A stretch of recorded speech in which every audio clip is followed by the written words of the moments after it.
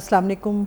मैं डॉक्टर आसमा आज आपकी खिदमत में हाज़िर हूँ। यहाँ पे हम आए हुए हैं आपके लिए ब्रेस्ट कैंसर की आगाही और उसके सद्दबाब के लिए एक प्रोग्राम लेके आए हैं। मेरे साथ मौजूद हैं डॉक्टर ज़ाहिदा। डॉक्टर ज़ाहिदा, ये जो हमारे यहाँ जनरल पब्लिक में कैंसर बहुत हो गया है, छाती का कैंसर, इसकी वजूहात क्या हो सकती हैं? कुछ आपको अंदाज़ा है? क्योंकि रिसर्च तो ये कहती है कि इसके कुछ अलामात हैं, कुछ वजूहात हैं, कुछ का पता नहीं लग सका। तो आपके ख्याल में हमारी पब्लिक के लिए क्या करना चाहिए कि उनको छाती का कैंसर ना हो? अच्छा, सबसे पहले तो मैं बताना चाहूँगी कि यूके में जो है 1:8 का रेशो है, 8 ख़वातीन में से 1 होता है, और पाकिस्तान में 1:9 का रेशो है, हर 9 ख़वातीन में 1 ख़ातून को ब्रेस्ट कैंसर होता है। ब्रेस्ट कैंसर की वजूहात क्या हो सकती हैं? उसमें बहुत सारी वजूहात हैं जिनका हमें कुछ का इल्म है, कुछ का अभी हमें इल्म नहीं है, लेकिन जो वजूहात हैं उसमें एक मोटापा, ओबेसिटी, एक बच्चों को दूध ना पिलाना, और जो हम हार्मोनल थेरेपीज़ लेते हैं वो हार्मोन्स, कॉन्ट्रासेप्टिव पिल्स वगैरह, तो ये जो है मुमकिन वजूहात हैं।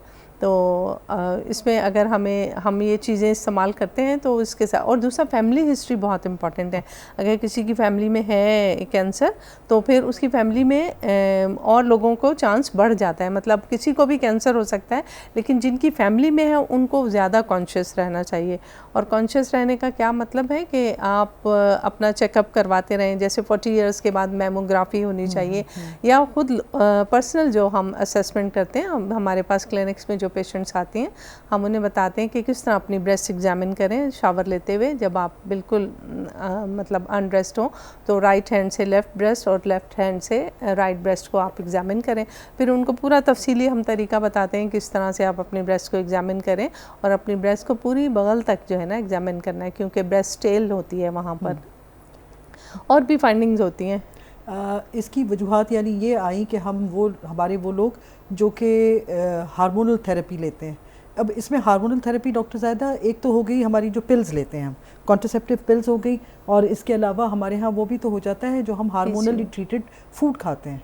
जैसे हम लेते हैं जेनेटिकली ट्रीटेड है, हमारे यहाँ कुछ मुर्गी आ रही है, उसी तरह से हमारे यहाँ कुछ खुराकें आ रही हैं जेनेटिकली ट्रीटेड हैं, हमारे यहाँ प्रिजर्वेटिव एडेड फूड है। ये भी हमारी ज़िंदगी का रुख बदल रही है, हमारा लाइफस्टाइल चेंज कर रही है। सेडेंट्री लाइफस्टाइल, हम बैठ गए हैं सोफ़ों पे, हम बैठ के कंप्यूटर पे बैठे होते हैं, हमने भागना चलना दौड़ना हमारे बच्चों ने छोड़ दिया है, हमारी बच्चियों ने वो फ़िज़िकल एक्टिविटी छोड़ दी है। उसके साथ साथ हमारे बच्चों के जिस्मानी हालात भी बदल गए हैं, मोटापा बढ़ गया है, और उसी के साथ साथ हमारे हार्मोनल प्रॉब्लम्स आ गए, PCOS पॉलीसिस्टिक ओवरी सिंड्रोम आ गया। उसकी वजह से हमें हार्मोन्स देने पड़ते हैं।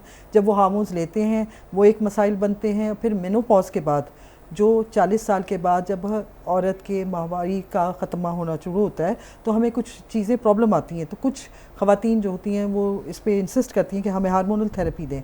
जब वो हार्मोनल थेरेपी देती हैं तो उसमें भी हमारा रेशो बढ़ जाता है ब्रेस्ट कैंसर का। और उसके बाद अगर फैमिली में जैसे वालदा को या खाला को या फूफी को ब्रेस्ट कैंसर होता है तो फिर वो चीज़ें फैमिली में रिपीट हो सकती हैं। तो हमें इसका ख्याल करना होगा।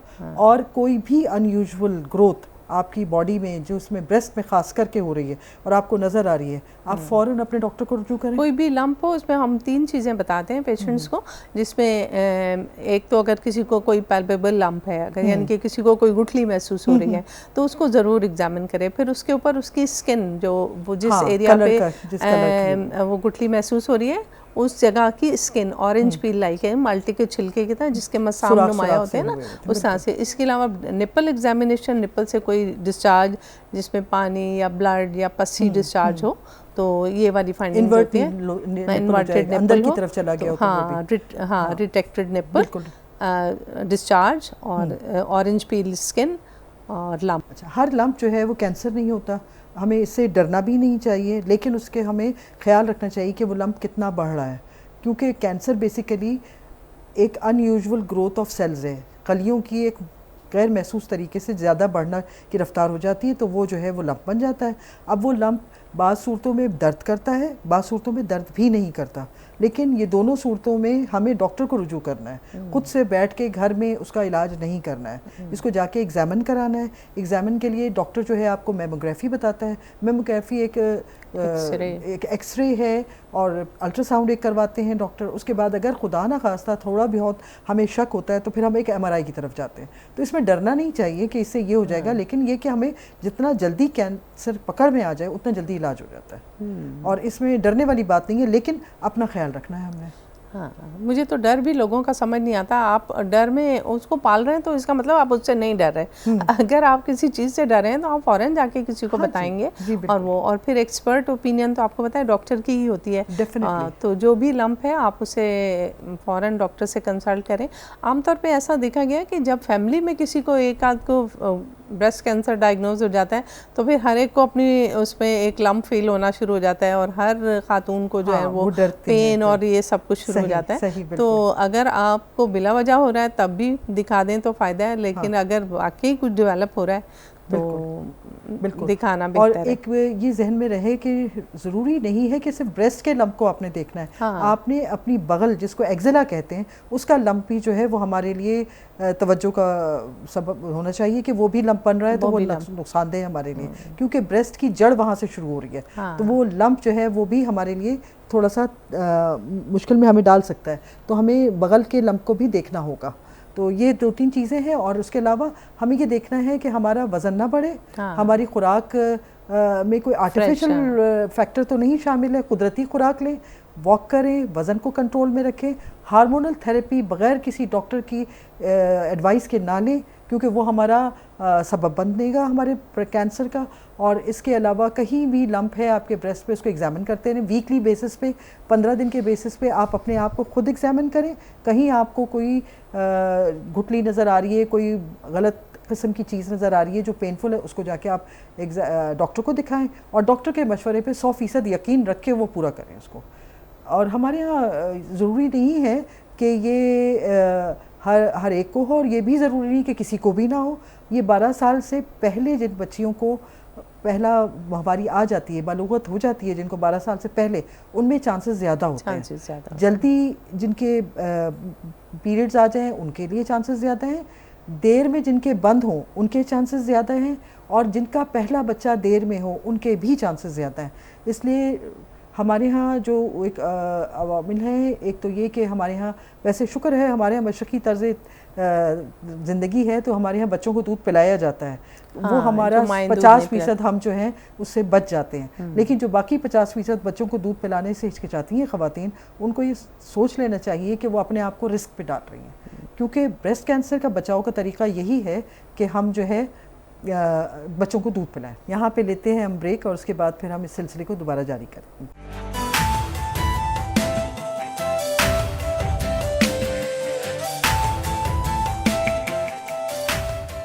वेलकम बैक नाजरीन। छाती के सरतान के हमने वजूहात जानी, अब हम देखते हैं कि उसका इलाज क्या होगा। तो डॉक्टर ज़ाहिदा, ये जब एक हमारे पास पेशेंट आता है और हमें बताता नहीं है कि उसके जिस्म में कोई प्रॉब्लम हो रही है, और हमें बड़ी मुश्किलों से पता लगता है जनाब कि ये उसको लंप हो गया है, और हमने उसको भेजा, फिर हम पहले भेजेंगे उसको मेमोग्राफी की तरफ, और मेमोग्राफी के बाद जब उसको पता लगता है कि जी कैंसर के शुबहात आ रहे हैं, तो वो पेशेंट हमारी अपने ख़ानदान वालों से, अपने रिश्तेदारों से वो छुपाते हैं। उनके जहन में ये होता है कि ये बीमारी जो है ये शायद हमारे लिए फ़िज़िकल बॉडी को हमारी ख़राब कर रही है, हमारी बॉडी की जो स्ट्रक्चर है उसको ख़राब कर रही है, तो लोग हमें अच्छी नज़रों से नहीं देखेंगे। और कुछ थोड़ा सा उनके जहन में ये होता है कि लोगों के लिए हम एक स्टिग्मा हमें हो जाता है कि हम अच्छे नहीं लगेंगे लोगों को। हालांकि ज़िंदगी सबसे ज़्यादा प्यारी चीज़ है, और ज़िंदगी बचाने के लिए तमाम तर हदों तक जाना चाहिए। ये सवाब का भी काम है, और तमाम ख़ानदान वालों को इस सिलसिले में कोऑपरेट करना चाहिए। अच्छा, ये हमारी सोच आज डिफरेंट होती है पेशेंट से, लेकिन हमें पेशेंट को भी ये एक्सप्लेन करना चाहिए कि जो मसला है उसको हल करें। और इसके डायग्नोसिस के लिए जैसे हम पहले मेमोग्राफी करवाते हैं, फिर हम उसके बाद MRI करवाते हैं, और मुकम्मल डायग्नोसिस के बाद ही हम मरीज़ को चेते हैं। और जो चीज़ हम कर रहे हैं वो उसके डायग्नोसिस के लिए करें और उसकी सेहत के, उसकी ज़िंदगी के लिए करें। बिल्कुल। तो इसमें जो मिथ्स बने हुए हैं कि किसी को पता ना चले, और किसी को, तो अगर किसी को ना पता चले और आप जान से से चले जाएं तो मेरा ख्याल है कि किसी को पता है, और किसी को क्या, अपनों को ही पता होता है, और अपने तो आपको पता है सारे ही आपके हमदर्द होते हैं और आपको हेल्प करेंगे, गाइड करेंगे, आपके लिए दुआएं करेंगे। तो और ये भी नहीं है खुदा न खास्ता, आजकल माशाल्लाह ब्रेस्ट कैंसर का बहुत अच्छा क्योर है और बहुत ज़्यादा पाकिस्तान में अवेयरनेस है, बहुत अच्छा ट्रीटमेंट है पाकिस्तान में। तो ज़रूरी नहीं है कि जिस किसी को पता चल जाए जी कैंसर है तो वो अल्लाह हाफिज़ होने वाला है, ऐसा नहीं है। बहुत सारी ये ब्रेस्ट कैंसर, एक हमारे यहाँ एक और वो भी है ना, एक स्टिग्मा कि जी बायोप्सी नहीं करानी, हाँ, कि बायोप्सी करा दी तो ये बढ़ जाएगा। हाँ, हालांकि बायोप्सी क्या है, एक ज़ख्म, एक चीज़ है हमारे पास लंप, हमने एक नीडल लेके और उसको अंदर डाल के उसमें से रेशा लेके हमने टेस्ट के लिए देना है, या हमने उसके अंदर जो फ्लूइड है वो सुई से निकालना है और उसको टेस्ट के लिए देना है, जिसको हम फाइन नीडल एस्पिरेशन कहते हैं, FNAC कहते हैं। और एक बायोप्सी होती है जिसमें हम रेशा लेके लेते हैं, क्योंकि हमें पूरे लंप को खोल के निकालना वो फौरी तौर पे तकलीफ दे होता है, तो इसलिए ये करके देखते हैं। पेशेंट हमारे पास जब आते हैं तो हमारे पेशेंट उस पर राज़ी नहीं होते कि जी लोहा लग गया तो ये बढ़ जाएगा, ये कॉन्सेप्ट गलत है। ये वाहिद एक तरीका है जिससे हमें ये पता लगेगा कि कैंसर का, अगर कि वो कैंसर है भी कि नहीं है, क्योंकि लंप जो है दो तरह के होते हैं, एक मैलिग्नेंट जो कि कैंसर बन सकता है और एक बिनाइन जो कि कैंसर नहीं होता। वो उसको जांचने का वाहिद तरीका वो FNAC है कि जिसमें हम नीडल डालेंगे, नीडल डाल के पानी निकाल के उसको चेक करते हैं, या हम उसका रेशा लेके बायोप्सी करके वो हमें पता लगता है। और आम हालत में बाज़ दफ़ा बिनाइन जो होते हैं वो तकलीफ़ दे रहे होते हैं कि दबाव पड़ रहा होता है किसी उस पर नर्व पे, तो वो बाजू में दर्द कर रहा होता है या कमर में दर्द कर रहा होता है, किसी तरह का कोई दर्द, नेक तक पे दर्द आता है बाज़ लोगों के। तो वो हम ये करते हैं कि उसको निकाल के फिर हम लैब भिजवाते हैं जहाँ पर उसकी हिस्टोपैथ होती है। फिर हमें वाज़ेह होता है कि ये कैंसर नहीं है, पेशेंट को रिलीफ हो जाता है, एक तो दर्द से छुटकारा हो जाता है, दूसरा वो लंप निकल गया। अगर वो ना भी मैलिग्नेंट हुआ तब भी उसके लिए मुश्किल आसान हो गई, और अगर खुदा न खास्ता वो मैलिग्नेंट है तो हमें ये पता लग जाएगा किस दर्जे पे है वो, और जब कि जिस दर्जे पे है उस हिसाब से उसको कीमोथेरेपी या रेडियोथेरेपी हम देते हैं, जो कि रेडिएशन से होती है, रेडिएशन होती है। और उसके बाद ये होता है कि वो पेशेंट जो होता है वो डॉक्टर के पास उसको एक वक्फे से जाना होता है, ताकि वो ये देखें कि ये जो कैंसर बना था इसका दूसरे ब्रेस्ट में तो नहीं आसार आ रहे, या वो लंग्स में, लिवर में और नीचे आपके पेट में कहीं किसी और दूसरे आज़ा को नुकसान तो नहीं पहुंचा रहा। स्क्रीनिंग करते रहते हैं, यानी कि आपका कैंसर का ट्रीटमेंट हो गया, सब कुछ हो गया, उसके बाद भी 5 इयर्स तक स्क्रीनिंग करते हैं, सेकंड ब्रेस्ट को भी देखते हैं, और लंग, लिवर और बोन्स में, क्योंकि इसके सेकेंडरीज डेवलप हो सकते हैं, तो इस वजह से हम इसलिए इसको देखना होता है। तो इसमें हमारे लिए तो फ़ायदे वाली चीज़ है। तो बायोप्सी कोई बुरी चीज़ नहीं है, फाइन नीडल एस्पिरेशन कोई बुरी चीज़ नहीं है, ना ही वो कैंसर को बढ़ाने में अमल देती है, बल्कि ये हमारे कैंसर को रोकने के लिए जो हमें आगे जो एक प्लान आउट करना होता है वो चीज़ों को हमें वो काम देगी उसमें, जिसमें इसलिए ये कॉन्सेप्ट कि जी लोहा लग गया तो कैंसर बढ़ जाएगा, ये चीज़ें गलत हैं, ये हमारे मिथ्स हैं, एक फैलाई हुई चीज़ें हैं, उसके अलावा और हमारे पेशेंट इससे ठीक भी हो जाते हैं। ऐसा कुछ नहीं है कि ब्रेस्ट कैंसर हो गया तो पेशेंट की ज़िंदगी को ख़तरा है, ऐसा नहीं है। कई पेशेंट मेरे ख्याल है 80% हमारे पास 80% पेशेंट क्योर होके और अच्छी ज़िंदगी गुजार रहे हैं, और बिल्कुल और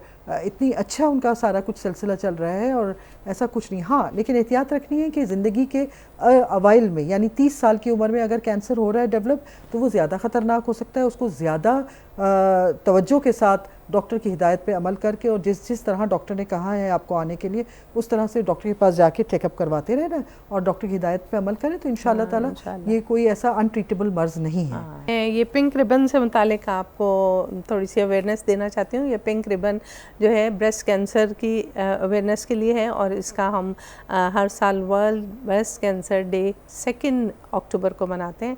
और ये सारे डेज़ मनाने का और इस पर डिस्कशन करने का मकसद यही है कि हम पेशेंट लोगों को अवेयरनेस दें और उनको बताएं कि ब्रेस्ट कैंसर जो है इसको जितनी जल्दी पिक करें उतनी अच्छा इसका इलाज होता है, और ज़रूरी नहीं है कि जिस किसी को ब्रेस्ट कैंसर हो तो खुदा न खास्ता उसकी डेथ हो। पाकिस्तान में इसका बहुत अच्छा इलाज है और बहुत अच्छा इसका क्योर रेट है।